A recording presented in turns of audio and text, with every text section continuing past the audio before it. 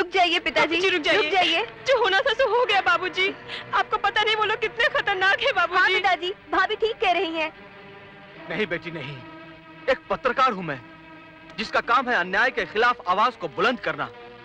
मेरा कसूर इतना ही था ना कि मैंने जक्काल के खिलाफ एक आर्टिकल लिखा और उसकी उसने मुझे इतनी बड़ी सजा दी कि मुझ पर झूठा इल्जाम लगाकर मुझे जेल भेज दिया गया और मेरे बेटे को कत्ल करके तुम्हें विधवा कर दिया।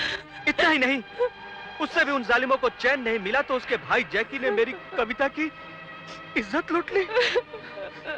बर्दाश्त की भी एक हद होती है बहू। आज मैं इंस्पेक्टर सूरज को उनके जुल्मों की सारी सच्चाई सुना कर रहूंगा। बाबूजी रुक जाइए, मैं कहती हूँ रुक जाइए बाबूजी।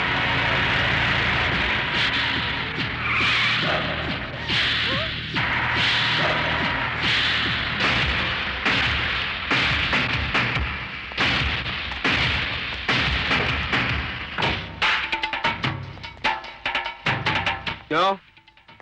पुलिस स्टेशन जा रहा है? हाँ, मैं आज तुम लोगों को सारे शहर के सामने नंगा कर दूंगा। अच्छा? तुम लोगों के पास हथियार कहां से आते हैं और तुम लोग उन्हें किन किन को सप्लाई करते हो, मैं सब जानता हूं। यही नहीं, मैं पुलिस को यह भी बता दूंगा कि ड्रग्स और हथियारों के बदले में किन किन देशों को लड़कियां भेजी जाती हैं। तेरे पास इसका क्या सबूत है? सबूत है ये डायरी, जो जक्काल और तुम लोगों को फांसी के फंदे तक पहुंचाने के लिए काफी है।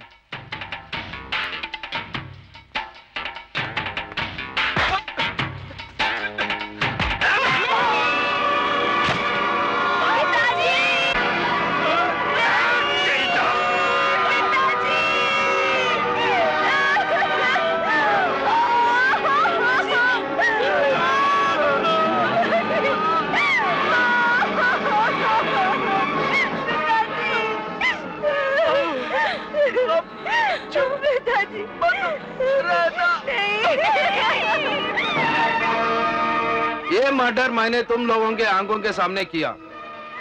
अगर किसी के पावर में ताकत है तो मेरे खिलाफ गवाही देने चले जाना।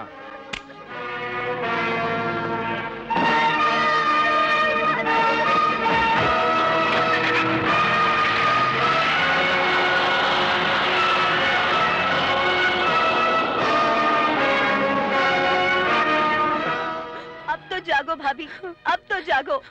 अरे कीड़ा भी कुचले जाने पर मरने से पहले काट लेता है, क्या हम उससे भी गए गुजरे हैं?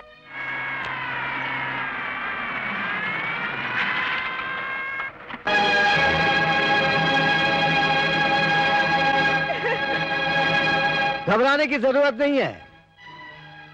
मैं तुम लोगों से यहां बयान लेने नहीं आया, क्योंकि मुझे मालूम है कि जक्काल के आतंक ने तुम्हारी आत्मा, तुम्हारा जमीर दोनों को कैद कर लिया है और तुम लोग उस कैद से आजाद नहीं होना चाहते हो। और मुझे भी कोई इंटरेस्ट नहीं है तुम लोगों को आजाद कराने का।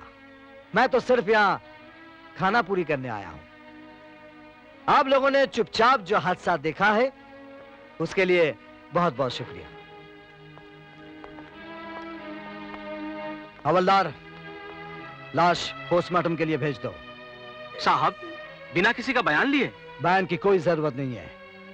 फाइल में लिख दो कि कुछ बदमाशों ने इस अनजान आदमी को मार डाला। काफी खोजबीन के बाद इसका कोई रिश्तेदार नहीं मिला। लाश लावारिस है। नहीं, ये लाश लावारिस नहीं है, ये मेरे ससुर की लाश है। मैं गवाही दूंगी। मिलॉर्ड, वैसे तो मेरे क्लाइंट बाबू बांगड़ा को जमानत के दिन ही अदालत में गैर हाजिर रहने की इजाजत मिल गई थी, मगर मुकदमे की नजाकत को देखते हुए मैं अपने क्लाइंट बाबू बांगड़ा को अदालत में पेश करने की इजाजत चाहता हूं। इजाजत है।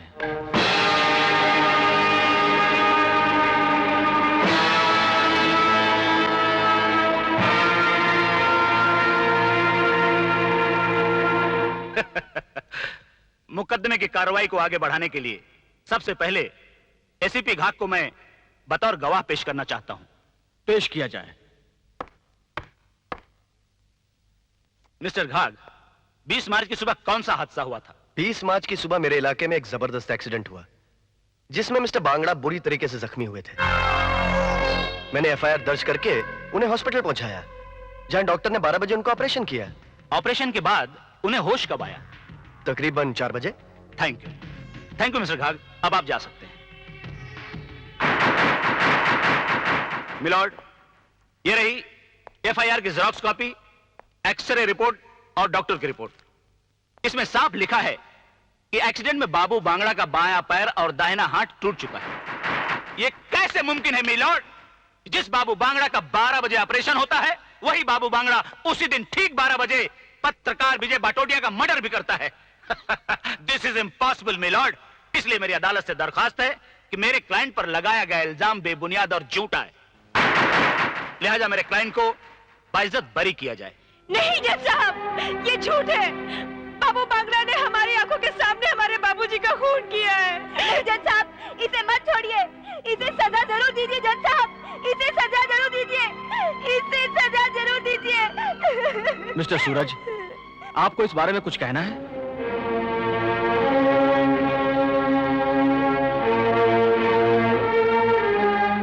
नहीं मिलॉर्ड, मुझे कुछ नहीं कहना है।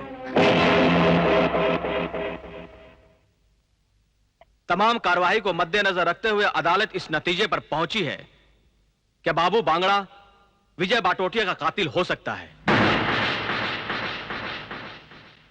चूंकि गवाही मकतूल की बहू और बेटी ने दी है, मगर अदालत एसीपी घाग और डॉक्टर की गवाही को भी झूठा करार नहीं दे सकती, क्योंकि एक समाज की और दूसरा इंसानियत की खिदमत करता है। इसीलिए यह अदालत शक का फायदा देते हुए मुलजिम बाबू बांगड़ा को बरी करती है।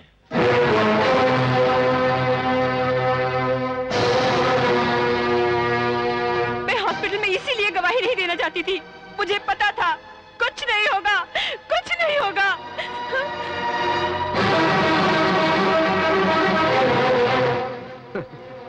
एसीपी साहब, देखा, जो भी बाबू बांगड़ा के काम में टांगड़ा डालता है, अपन उसको लंगड़ा कर देता है। ए चलो।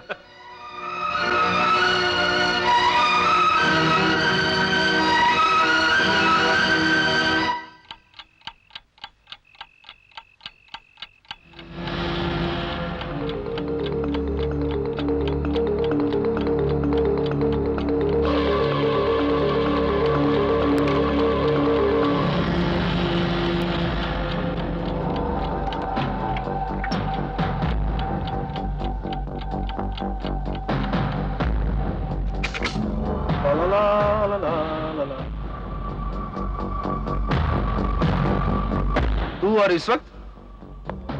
रात के 9 ही तो बजे हैं। सोचा चलकर तेरा हालचाल पूछ लो, लेकिन तू तो अच्छा खासा वन पीस नजर आ रहा है। अपन बाबू बांगड़ा इस शहर का अकेला पीस है जो कानून को अपने जेब के पॉकेट में रखता है। देखा ना आज कोर्ट में क्या हुआ? मान गया बाबू, तू कानून का सबसे बड़ा पंडित है, लेकिन ये कानून तोड़ने वालों के लिए मैंने एक कानून बनाया है। डॉक्टर की रिपोर्ट के मुताबिक तेरे दाएं हाथ और बाएं पैर की हड्डी टूटी हुई है। मैं डॉक्टर की उस झूठी रिपोर्ट को सच साबित करने आया हूं।